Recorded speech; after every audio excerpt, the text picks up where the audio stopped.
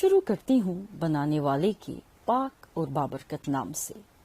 तमाम देखती आंखों और सुनते कानों को लुबना खान का प्यार भरा और खलूस भरा सलाम पहुंचे।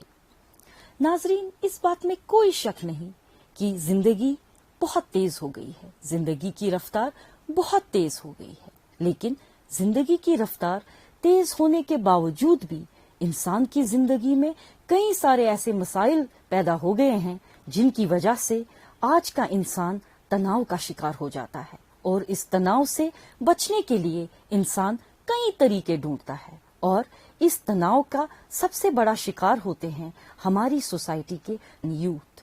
और सबसे आसान तरीका जो इनको दिखता है इस तनाव से बचने के लिए वो है ड्रग्स। और हर कोई इंसान, हर कोई माँ बाप यही चाहता है कि उसका बच्चा ड्रग्स से दूर रहे। अगर उसका बच्चा ड्रग्स का शिकार भी हो गया हो तो वो इनको छोड़ दे। लेकिन नाजरीन, अगर ये बात मुश्किल है लेकिन नामुमकिन भी नहीं। अगर हम सोसाइटी में एक साथ मिलके कोशिश करें, माँ बन के कोशिश करें, एक फादर बन के कोशिश करें, एक दोस्त बन के कोशिश करें, एक उस्ताद बन के कोशिश करें, तो ये बहुत जरूरी बन जाता है कि हम अपनी सोसाइटी को ड्रग फ्री कर सकते हैं। और अपने प्रोग्राम में, सुकून प्रोग्राम में, हमेशा यही कोशिश रहती है कि हम आपको अलग अलग मौजू पे बहुत बढ़िया इंफॉर्मेशन देते रहें। तो आज हमने इस प्रोग्राम में यही कोशिश की है कि आपको हम ये इंफॉर्मेशन दें कि ड्रग एडिक्शन का शिकार बच्चा कैसे होता है और इससे हम बच्चे को कैसे बचा सकते हैं। इस बात पे हमने स्टूडियो में बात की है डॉक्टर मुजफ्फर खान साहब से, जो कि director youth rehabilitation and developmental centre हैं, और इसके साथ साथ वो एक कंसल्टेंट क्लिनिकल साइकोलॉजिस्ट है। और हमने अपने स्टूडियोज में दावत दी है डॉक्टर विनोद दर साहब को, जो कि एक साइकेट्रिस्ट हैं। विनोद दर साहब ने भी हमें ये बात समझाई कि ड्रग डी एडिक्शन कैसे हो सकता है। तो आइए सुनते हैं। मैं डॉक्टर मोहम्मद मुजफ्फर खान हूँ। पेशे से मैं कंसल्टेंट क्लिनिकल साइकोलॉजिस्ट हूँ, और यहाँ पर हम बात कर रहे हैं youth development and rehabilitation centre की बात कर रहे हैं, जहाँ पर मैं एज ए डायरेक्टर काम कर रहा हूँ। ये फैसिलिटी ईदगाह के अंदर है, और यहाँ पर 50 बेड कैपेसिटी है। ये ओपीडी आईपीडी दोनों का इंतज़ाम है, और जो भी पेशेंट्स यहाँ पर एडमिट होते हैं, ट्रीट होते हैं, यहाँ पर उनके कोई चार्जेस नहीं है। ये सरकार की तरफ से है, जम्मू एंड कश्मीर पुलिस की तरफ से है, और जितने भी यहाँ पर लोग काम कर रहे हैं वो ये सब लोग इनका सपोर्ट जेके पुलिस कर रहा है। हम बात करेंगे ड्रग एडिक्शन की और ड्रग डी एडिक्शन की, कि ड्रग एडिक्शन सिनेरियो कोविड से पहले क्या था और कोविड के बाद किस तरह की चेंजेस इसमें नज़र आई है। शुरू के महीने में, मार्च के महीने में, अप्रैल के महीने में हम लोगों ने देखा कि करीब 100-150 के आसपास पेशेंट्स इमरजेंसी में फिर भी आए। वो किस तरह से आते थे वो जाने कि वो कितनी डिफ़िकल्टीज़, कितने चैलेंजेस फेस करके इस फैसिलिटी तक पहुंच रहे थे और ओपीडी, इमरजेंसी ओपीडी ट्रीटमेंट ले रहे थे। लेकिन जैसे ही अप्रैल का महीना आया, लॉकडाउन में थोड़ी कमी आई, रेस्ट्रिक्शंस में थोड़ी कमी आई, लोगों की मूवमेंट हलचल होने शुरू हो गई, तो हमने देखा कि फिर से एक तादाद बढ़ने लगा। सब्सटेंस एब्यूज़र जो पेशेंट बनता है, ये सिर्फ एक पेशेंट के लिए ही प्रॉब्लम नहीं है, ये इस पूरी फैमिली के लिए प्रॉब्लम है, ये पूरे इस ख़ानदान के लिए प्रॉब्लम बन जाती है। और हम लोग जब इनको ओपीडी में एवेल्युएट करते हैं, फिर हमारे काउंसलर्स, पर्सनली जो मैंने देखा है कि मेडिकल इंटरवेंशन इसका है, ज़रूरी है, लेकिन उससे कहीं ज़्यादा ज़रूरी है कि इसमें काउंसलिंग का काफ़ी रोल बनता है, इसमें फैमिली थेरेपीज़ का काफ़ी रोल बनता है, इसमें इसके जो सपोर्ट ग्रुप है उनको मोबिलाइज करने की ज़रूरत पड़ती है। और इस बच्चे को जब हम एक बार ठीक करेंगे, उसके बाद बहुत ज़रूरी है कि उसको हम कैसे रिलैप्स प्रिवेंशन करें ताकि वो दोबारा इसमें नहीं चला जाए, क्योंकि उसको वापस उसी कम्युनिटी में जाना है, वापस वो उन्हीं लोगों से मिलता है। और उन लोगों जो इस नशे का कारोबार करते हैं, उनका एक खरीदार कम हो जाता है। जब एक बच्चा ठीक हो जाता है, वो किसी का खरीदार कम हो जाता है, और वो लोग कोशिश करते हैं कि उनको वापस किस तरह से इसमें लाया जाए। हर जी शऊर को इस बात को समझना चाहिए कि ड्रग एडिक्शन हमारे लिए इतना ज़्यादा नुकसानदेह है कि हम लोग उससे रिकवर नहीं कर पाएंगे और ये हमारे लिए बहुत मुश्किलात पैदा कर सकता है, और हम इसकी एक प्रायोरिटी बनाएं कि इसकी बात करें। उसके अलावा जो सबसे ज़्यादा इम्पॉर्टेंट है वो है पेरेंट्स और टीचर्स। मेरा मानना है कि कोई भी बच्चा जब ड्रग एडिक्ट बनता है वो एक दिन में ड्रग एडिक्ट नहीं बनता है, कम से कम 3 महीने लग जाते हैं उसको ड्रग एडिक्शन प्रोसेस में, तब जाके वो उसको डिपेंडेंस आ जाती है। माँ बाप को क्यों नहीं पता चलता? अगर माँ बाप की इन्वॉल्वमेंट रहेगी, इन्वॉल्वमेंट मीन्स क्वालिटेटिव इन्वॉल्वमेंट, ये नहीं कि वो भी फेसबुक पर होंगे हम भी फेसबुक पर होंगे, हम बोलेंगे हम अपने बच्चे के साथ हैं। हमें अपने बच्चे के साथ इन्वॉल्व होना है कि हमारे बच्चे के अंदर जो चेंजेस आ रही है, इसके अंदर जो बिहेवियरल चेंजेस आ रही है, वो एज माँ बाप मुझे उसका एहसास होना चाहिए, मुझे पता होना चाहिए। अगर मेरा बच्चा कमरा बंद कर देता है और किसी को अंदर आने नहीं दे रहा है कमरे में, सो एज अ पेरेंट मुझे एंटेना मेरा रेज होना चाहिए कि ऐसा क्यों हो रहा है। अगर मेरे बच्चे का फ्रेंड सर्कल बदल रहा है तो मुझे अलर्ट होना चाहिए। अगर मेरा बच्चा का पॉकेट मनी बढ़ गया और ये इस हिसाब से पैसा खर्च कर रहा है कि जिसकी कोई जवाजियत नहीं बन रही है, तो एज ए माँ बाप मेरा कंसर्न होना चाहिए। अगर मेरा बच्चा मोबाइल्स ले रहा है, लैपटॉप्स ले रहा है, आजकल 2-2 लाख की बाइकें खरीद रहा है और 6-6 महीने में कोई एक प्रॉपर एक्सप्लेनेशन नहीं होती है कि वो गया कहाँ, तो उस माँ बाप को हमको मी एज अ पेरेंट, हम लोगों को उसमें होशियार होना है और हमें देखना है कि भाई कहीं ना कहीं कुछ गड़बड़ है।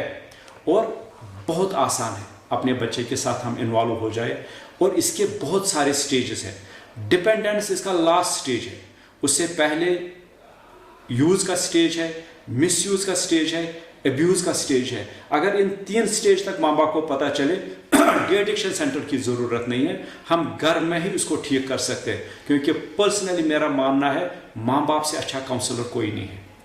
दूसरी जो इम्पॉर्टेंट मैसेज है, जो इम्पॉर्टेंट स्टेक होल्डर है, वो है हमारे टीचर्स, उस्ताद और हमारे स्कूल।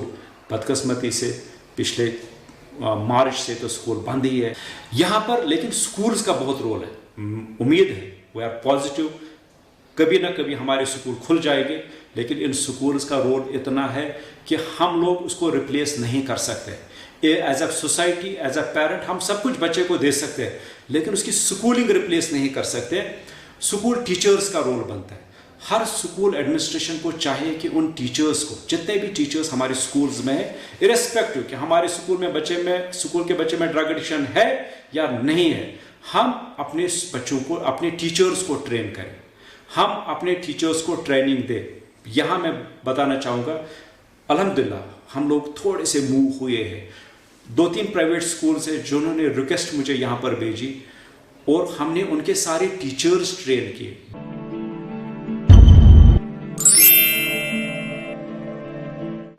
ड्रग्स के ऊपर बात करें तो खाली J&K की प्रॉब्लम नहीं है, नेशनल भी है और इंटरनेशनल प्रॉब्लम भी है।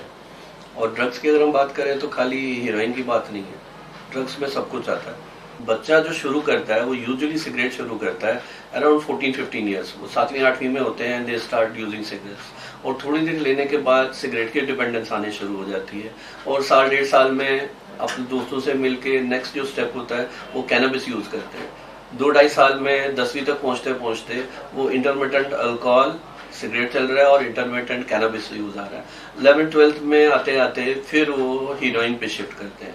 तो इसलिए अगर जो गेटवे ड्रग है वो कैनबिस और सिगरेट है, तो इसलिए कंसंट्रेशन ऊपर की नहीं है, हमें नीचे से ही फोकस करना है। और इसके लिए हमें जो प्रिवेंटिव मेजर्स हैं उसमें ये आएगा कि जो ये बच्चे हैं जो इसमें जाते हैं ड्रग्स में, उनको वहां से ही इंफॉर्मेशन दे दें कि ये कितना डैमेजिंग है।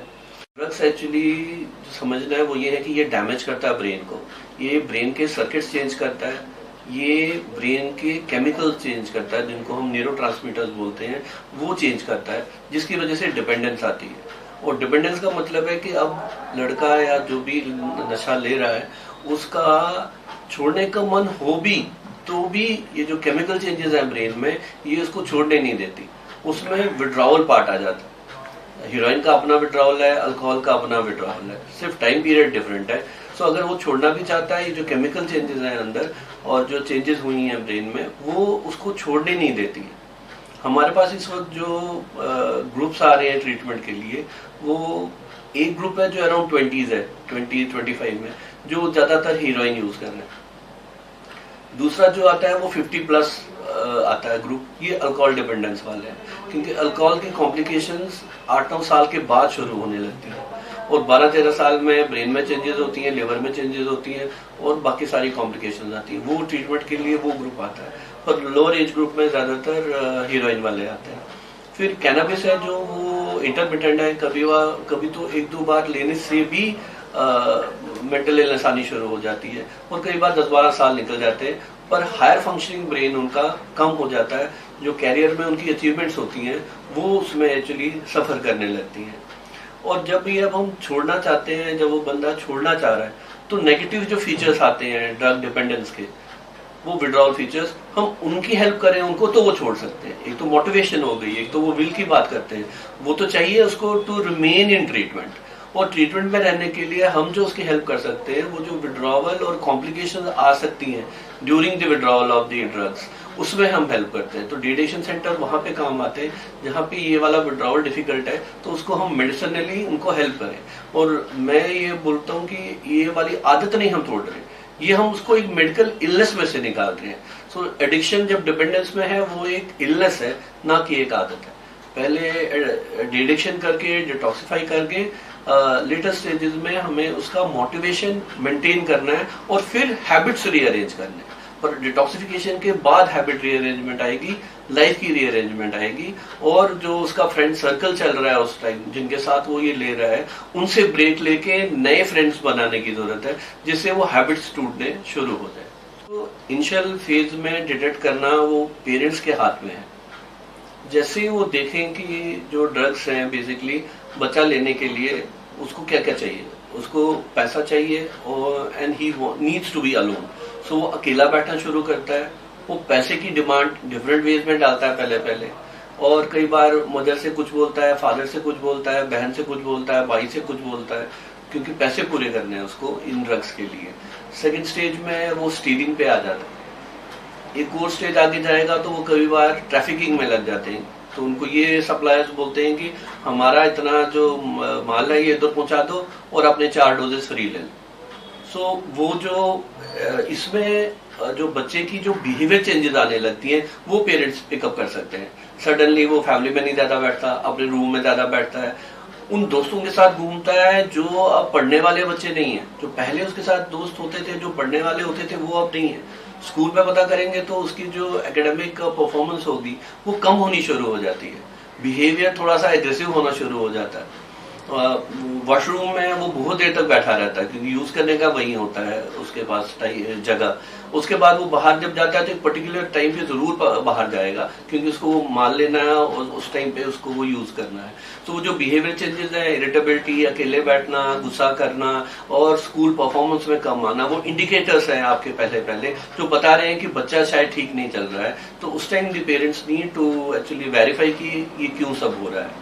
मूड में बहुत गुस्से वाले हो जाते हैं, बदतमीजी पे आना शुरू हो जाते हैं। सो इसलिए वो इंडिकेटर्स हैं जो पेरेंट्स पिकअप कर सकते हैं कि हाँ कुछ गड़बड़ है। उसके बाद जब हम ट्रीटमेंट की बात करें तो उसमें हमें इनको हेल्प चाहिए, जो मैं पहले बोल रहा था, हमें विड्रॉवल के लिए हेल्प चाहिए। उसमें फैमिली हम साथ रखना चाहते हैं ताकि फैमिली ये सीख ले कि इसको हैंडल कैसे करना है। डिटॉक्सिफिकेशन करने के बाद जो पहला प्रोसेस है, दैट इज डिटॉक्सिफिकेशन मींस कि मान लो अंदर से जो नशा है ब्रेन से और बॉडी से वो साफ करना है। वो डिटॉक्सिफिकेशन होने के बाद एंटी क्रेविंग शुरू करते हैं और एंटी क्रेविंग से जो मन होता है उस नशे में जाने का वो कम हो जाता है।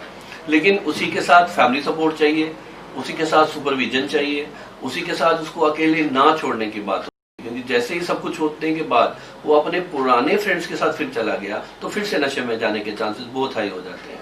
लेकिन ट्रीटमेंट रहे, मेडिकेशन रहे, फैमिली साथ रहे तो इस नशे में से निकलने में बच्चे के लिए इजी हो जाता है।